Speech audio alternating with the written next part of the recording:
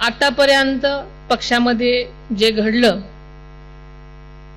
प्रत्येक वेळी मी सगळ्यांना समजून घेतलं, सावरून घेतलं. दादांनी त्यांच्या हयातीत सगळ्यांना, कार्यकर्त्यांना खूप समजून घेतलं, सगळ्यांचे हट्ट पुरवले, प्रेम केलं, मान सन्मान दिला, पद दिली. जे जे म्हणाल ते सगळं त्यांच्या परीनं देण्याचा दादांनी प्रयत्न केला. यापुढे मी पक्षाच्या हिताला सर्वोच्च प्राधान्य देईन.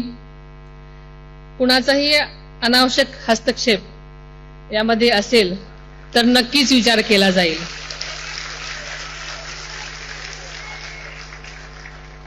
दादा ज्याप्रमाणे पक्षहितासाठी कठोर निर्णय घेत होते त्याचप्रमाणे यापुढे असे निर्णय घेण्यास खरं तर माझ्या स्वभावाप्रमाणे जड जाईल, पण नक्कीच न्याय देण्यासाठी दादांच्या पावलावर पुढे जाण्याचा प्रयत्न मी सतत करत राहीन.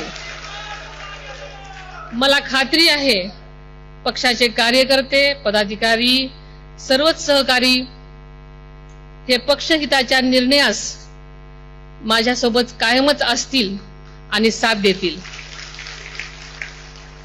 पक्षात आणि सरकारमध्ये महत्वाची जबाबदारी सांभाळणाऱ्या प्रत्येक पदाधिकारी, नेत्यांनी आणि सर्वच आपल्या कार्यकर्त्यांनी अधिक जागरूक पद्धतीने काम करण्याची माझी अपेक्षा आहे.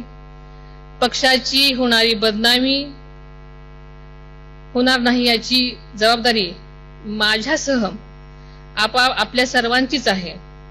मला या संदर्भामध्ये कठोर भूमिका घेण्याची वेळ येणार नाही याची सर्वांनीच खबरदारी घ्यावी.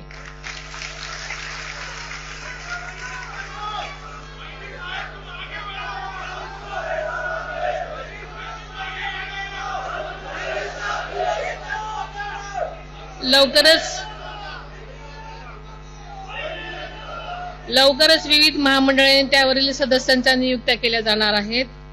आपल्या वाट्याला येणाऱ्या महामंडळावरील नियुक्त्या करताना पक्षनिष्ठा आणि पक्षासाठी समर्पण हे महत्वाचे निकष विचारात घेतले जातील.